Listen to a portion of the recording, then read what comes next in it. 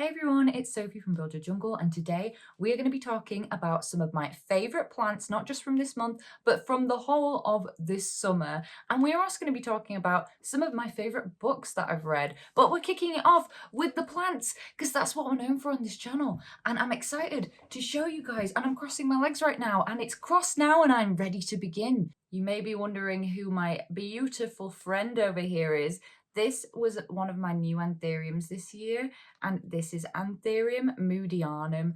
I am obsessed with this plant. When it comes to Anthurium, a lot of people are familiar with stuff like the crystallinum, the clarinervium, the beautiful velvety ones, and also the strap leaf ones have had increasing popularity in recent times as well. They're awesome, but a type of Anthurium that I think is underrated are the heart-shaped glossy ones where the veins are not as much of the star of the show, if that makes sense. The Moodianum has this dark brown chocolatey colouring. It's gorgeous, and how nice and glossy is this new emergent leaf? It's not started to harden off yet, so it could get even bigger. And this is a leaf that I have been waiting to unfurl for a while, but the fact that I waited so long, I think, made me appreciate this leaf even more. I think I showed it in my last growth updates video, and it was doing this kind of thing. Well, this is it now. Also, I don't know if you'll be able to see, but it's got like a pinkiness here. At the spot where the petiole meets the leaf, deep in the sinus, and it's beautiful. I love those sinuses. I've kept it in my soil.ninja Monstera and philodendron mix, and you can see nice, beautiful, pink, healthy roots there. I've also been using a bit of the live sphagnum moss on top, which has really helped this leaf to unfurl when it was kind of taking ages, and also I've already got a new growth point there. So yes, she has been the highlight of my summer, just waiting for this beautiful leaf and being so pleased when I finally saw it. So if you're wanting to get this one, the care is really easy. It's just chunky mix, indirect filtered light. I'm watering it when it tends to get dry about down to here. I do tend to err a bit more on the dry side with my anthurium as opposed to my philodendron. Then I had a plant that I think this time last year, everyone would, if you'd have told me, I would have been like, no, no way, no. Because it's an alocasia. And if you've been with me for a while, you might know that I had a black velvet ages ago, and I think I also had a ninja at one point and a dragon scale. All perished. They did not like me. And by they did not like me, I mean I was not looking after them correctly, and it was all my fault. This one was a gift of my best mate Harriet, and she knew that I'd been lusting after it for ages, and it was so sweet that she got it for me, and it's given me 3 new leaves in my care. This is the newest leaf, and you can really tell the difference between that sinus and this sinus, how the leaves are really starting to mature. They come out this lighter silvery colour and then go to this grey, deeper silver. Just beautiful. And the key that I've found with this is having it in a chunky mix, having bright light from the grow lights actually, watering when it's dry all the way through, but not leaving it to be dry for a long time. Like as soon as it's just about dry all the way to the bottom, then I will water it. And I also fertilise quite heavily with every watering, because I've found that that stops them dropping all the bottom leaves when they put out new leaves. One of the parent plants is the Alocasia bisma, which looks like this. And I always had lusted after the bisma, but this one to me, it was just, oh, I just had to have it. It was the thing that made me want to be able to take good care of alocasia, because it was stunning. It's just like silvery leather. And if you're lucky, you also will get to grow lots of little plants from the corms that they put out. I've actually managed to root these 2 corms for Jules and Alina. So yes, I'm so happy with myself that I did that as well. Then I have a cactus, and it is my monkey tail cactus. And you might actually be able to see her better if I just get her out in the nursery pot. I originally had her in this pot because she was still rooting, and the lips of the pot were helping to support the arms, tails, you know what I mean. But she's grown so much this year, and this really, at the beginning of this year, I still considered this in like the propagation phase, and I really did not expect it to flower, certainly. But it did. Here's the spent one that's finally dried up, and I've got pictures of it. It was so beautiful, and I enjoyed watching this bloom so much. So there were two reasons this plant was a favorite this summer, and it was because of how much the actual tails, I'm just going to stick with it, the tails grew. It was exciting to watch. It seemed very fast for a cactus, and the hair kind of comes in secondarily on this plant, which is interesting. So you can see, like here, it looks kind of like there's a bald patch because the hair comes through afterwards, and it grows kind of like segmented sausages. It's just cool. It's soft. It's one that, well, it would spike you if you like gripped it, but it's one that I enjoy from a sensory point of view. But to get those blooms, those beautiful bright coral blooms that just looked very like Hawaiian to me, that was so much fun in my climate, like amazing. So this one really made me very, very happy. And also, when I first potted it up in here, it didn't have that many roots, and now we've got roots coming through the bottom. So I feel like I'm at the point where I officially consider this a plant and not a propagation. I knight you, Sir Cactus of monkey's tails. And you might see here, we've got another bud. We've got another bud. So that means I'm gonna get another flower before the summer is over.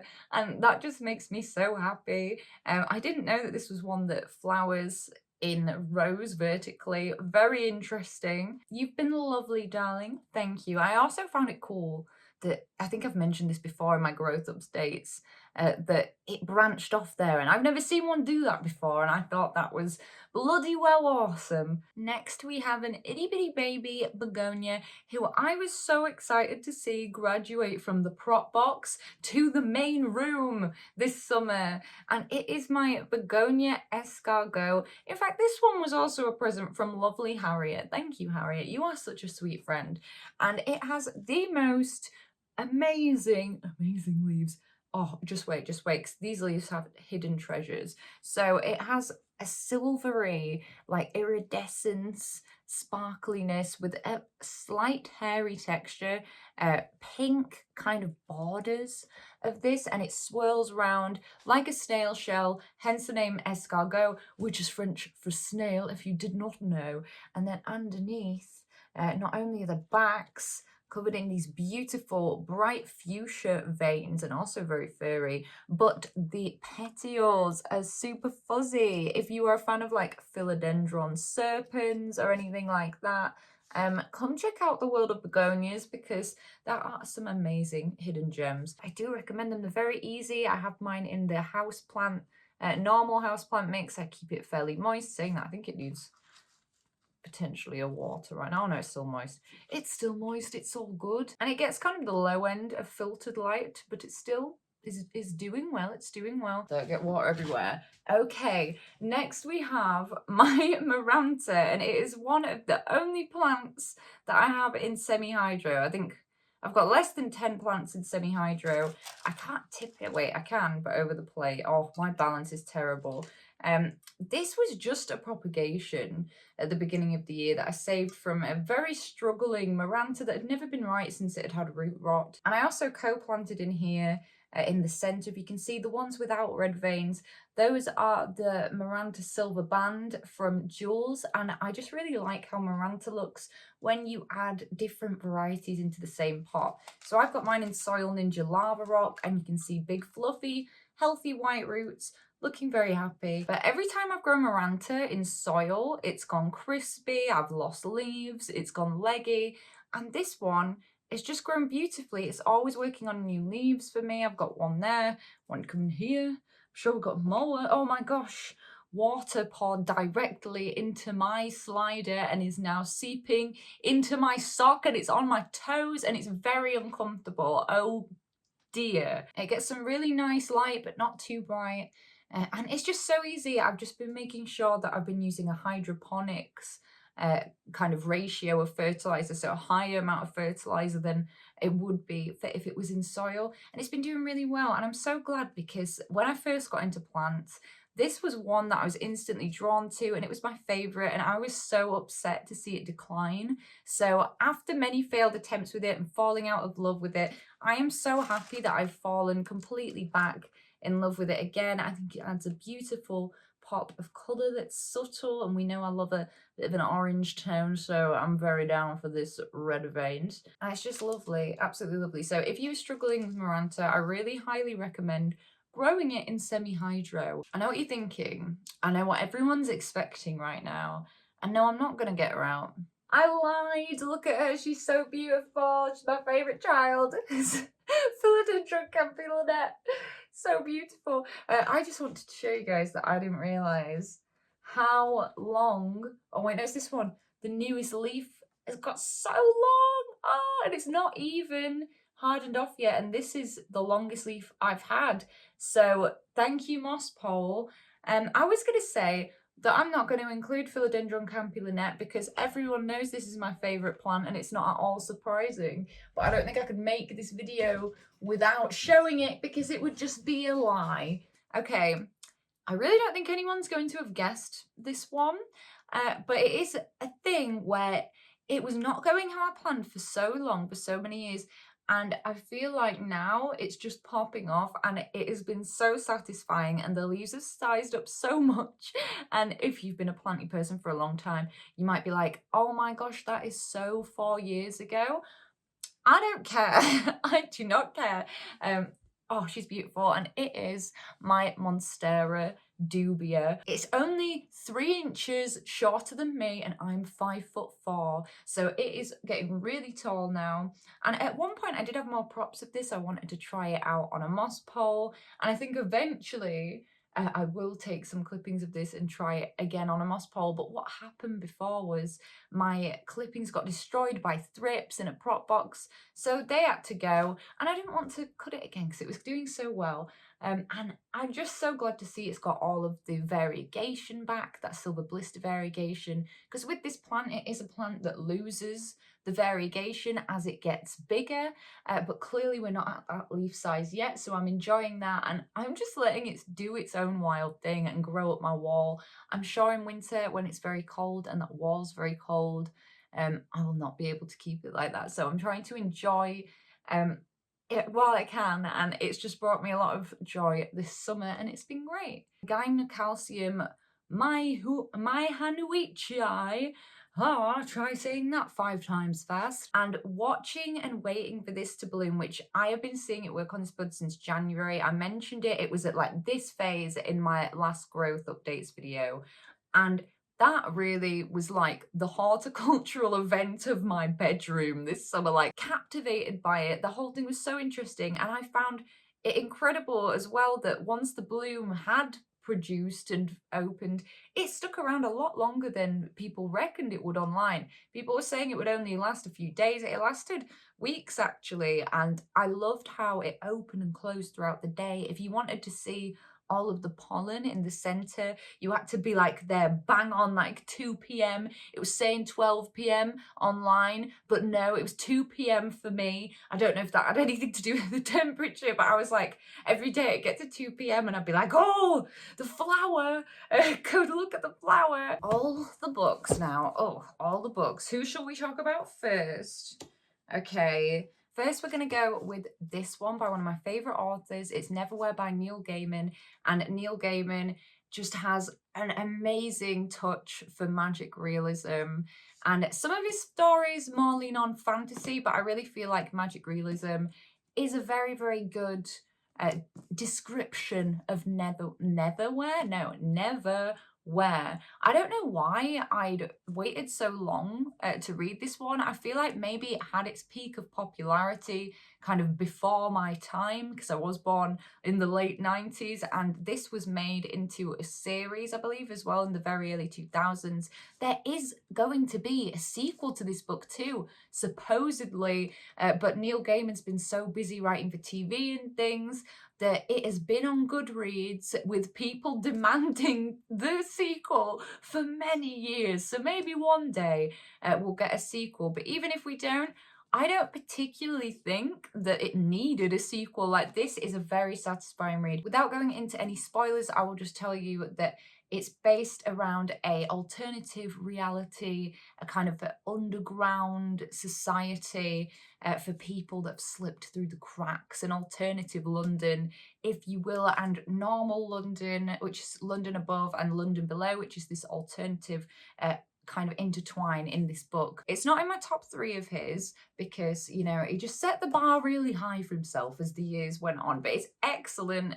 And I very much enjoyed it. And I just swapped books with my friend recently, and this was one of the ones that I gave him, and he really, really enjoyed this book as well. And I also feel like it's kind of a good segue into the kind of creepy vibe for Halloween if you want to read something that's in that mood but not too on the nose. All right, let's go totally different end of the spectrum here. This was a series that I started reading as a teenager, and I got the first book, but long story short, we went through a phase then of having absolutely no money, so I couldn't buy any books. And then later in my life, a film was made by Tim Burton that was absolute trash. Sorry, Tim Burton, it was trash, and that kind of ruined it for me a little bit.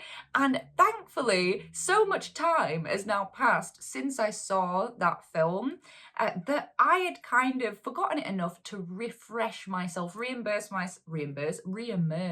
myself in the world that is Ransom Riggs, Miss Peregrine's Home for Peculiar Children. Now, please do not base your view of this book on that trash film, because the book is nothing like it. And also, something about this book that's definitely stronger in the first one as well than in the second book is Ransom Riggs collects and knows people who collects strange and unusual, like, vintage photographs. A lot of these photographs will have been edited using darkroom techniques at the time, but they have not altered the photos for this book. And it just makes the experience all the more immersive while you're reading. I really liked the prose. I actually think Ransom Riggs is quite an underrated writer. This series really has more typical fantasy elements. All the protagonists are children that have an unusual gift. They are peculiar. It's very much found family, quest against evil, kind of vibes with some awesome time travel originality thrown in there. And I remember when I read this as a teenager, I thought it was so unique how Ransom Riggs described time travel in this book. So it is a really great read. Weirdly though, this book is marketed as being YA. I would say that if I was a parent, I would prefer my child not read this until they were on the older spectrum of being a teenager, because there are some dark moments in this that would be frightening to younger readers. But this is such a great read as an adult as well. It totally stands up. The prose is great. And what I would recommend you do if you want to check this out as an adult is read the second one straight after. So Hollow City is the second one. And as a series, like if you're viewing them as book by book, it kind of feels weird because this ends off exactly where this one begins. And then this one is very much like the climax of the book if they had been the same book. If this was a series published for adults, I feel like this would have just been one book. But when they market YA, they like to make it shorter, more digestible for readers and stuff. So I'm cheating on this one because I know I'm talking to a bunch of adults right now, not a bunch of teenagers. So you guys read both of these together if you like fantasy, one after the other. They are so much fun. I'm really looking forward to carrying on with this series. Next, I finally did it. I read Akatar, which, if you don't know, means a court of roses and thorns and Akatar, thorns and roses. Has this series been a bit overhyped? Yes. Was the first book the best thing in the world? No. Did one of the main characters really, really irritate me? Yes, they did. However, the second book is fantastic. This is A Court of Mist and Fury, and I think the book series at the moment has 5 books. I've now read the first 3, and the third one I did still very much enjoy. It was still miles better than the first, but the second one it's just great, like such an enjoyable read, so much fantastic character development. I really have had the chance with the second book to enjoy this fairy world, which I know it sounds silly, but honestly, Sarah J. Maas makes reading about fairy realms so interesting, and it's much darker than you would think. It's not some wishy-washy magic kind of thing. You know, it's interesting. The magic law is interesting. There's all different kinds of layers of history going on in this book. There's so many main characters. The characters in this book are just of much more interest to me, and the circumstances, and it's much more wholesome.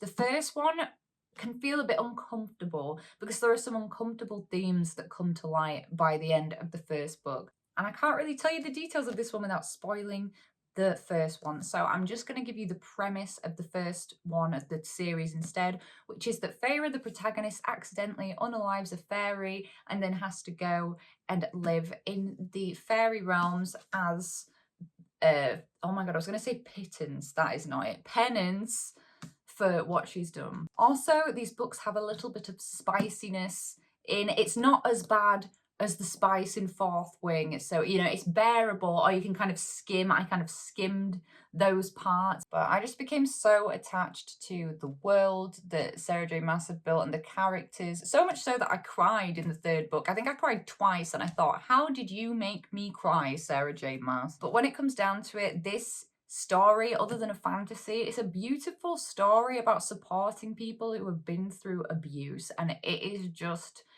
lovely, but told in a fantasy light, and things that made me very uncomfortable in the first book, and even in the first 50 pages of this book, then in the rest of this book, just was so cathartic, like especially as someone who has been through that themselves. This one has a special place in my heart, and I kind of want to read it again now, but I can't because I've got too many other things to read. I really want to read Yellowface and Butter really badly. I posted about these around Pride because these are LGBT main characters in these books, and also like these covers are lovely. Like usually with paperbacks, I'm not as bothered. But these are so glossy, and I love the artwork. This is a dystopian queer romance. It's a pandemic kind of dystopia. And I think they actually mentioned COVID a few times in this, which was funny. If you like the kind of vibes of like Survivors or The Walking Dead, it's like that with a beautiful coming of age found family, like just adorable little romance. And it's not often, especially in dystopian fiction and stuff, it's not often that a queer protagonist gets to take the front stage. So it was really nice to see that. And also what I enjoyed about this book was it wasn't just like, oh, here we go, I found somebody in the apocalypse and now my life's perfect, you know. This had much more to it than that. There was two individual quests in each kind of arc, like in these books, that they had to do as well. There was other characters and all kinds of subplots going on, but the relationship was very realistic.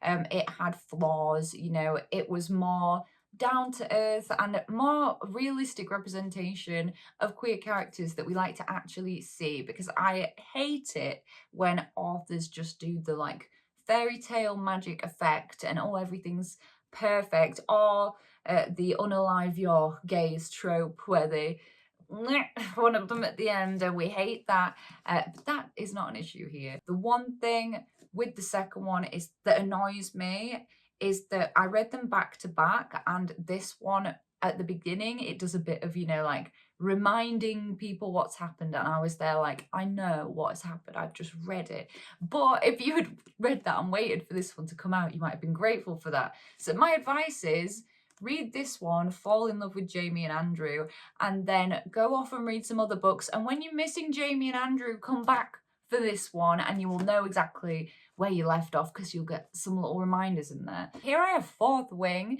and I loved it so much. If you have not heard of this book, I don't know where you've been, because book talk, bookstagram everywhere is going crazy for this book, has been since last year, and I finally picked it up when I heard someone say, I think it was Christine Christine from Paul and Banana's books, I think it was her that said that it was like divergent for adults and that it made Dragons original. And great explanation, Christine, because that is exactly what it delivered. I loved the other characters in this. There's all found family. It really just naturally kind of led you into all of the information. I also liked that at the beginning of every chapter, it has like little extracts from tomes and stuff that they've found or that would exist in this universe, and it gives you extra little snippets of insights into the whole world. The premise is that Violet, our protagonist, has been training all her life to be a scribe like her father, but on conscription day, it comes down to it and her mum makes her be a dragon rider, and it all kicks off. There are some very spicy stuff in this book towards the end, and it makes sense when you find out that Rebecca Yarros is actually usually a spicy romance writer who always wanted to write a fantasy series. Well, you've done it, Rebecca Yarros, and it's bloody fantastic, but those sex scenes were very smutty, very and ongoing and happening multiple times, and I did feel a little bit like it takes over at points. Is this still one of my favourite fantasy books of all time? Yes. Was the second one even better? Yes. Did the spice kind of go back a little bit to not be as frequent in the next one? Yes, it did. And the thing that I think Rebecca Yarros deserves absolute praise for the most is how well her disability representation was in this book. Violet has basically the equivalent of a hidden disability in a world where people are expected to be strong warriors, and Violet's got brittle bones and is very weak. I could tell every moment of this book that referred to anything to do with that and her invisible disability. I just knew that Rebecca Yarros understood what it was like to have chronic pain conditions and stuff. It was written so accurately in the way that only someone that had experienced it could have written, and I loved it, and I thought about it for so long after I've read it. I will most definitely be reading it again. I will be putting a million tabs in here, I'm sure. Anyway, that's going to be it for today's video. I hope that you guys have enjoyed this little bit of something different. I hope you don't mind me talking about books. From now on, though, I will make sure that book content and planty content, I will keep them separate other than these favourites videos. Because what am I doing? I don't know. We've done it now. Because I feel like it would be fun to have some plants and books in the favourites. Do let me know in the comments down below, what are some of your guys' favourite plants or books from this month? I would love to know. At the moment, I post long form content on Fridays, so please, I forgot my own outro. So please do hit that button, subscribe to be notified when I next make a video, and I post every day on TikTok, so do check that out. There's all kinds of funky business on there, and I hope you're having a great day thinking about houseplants and books.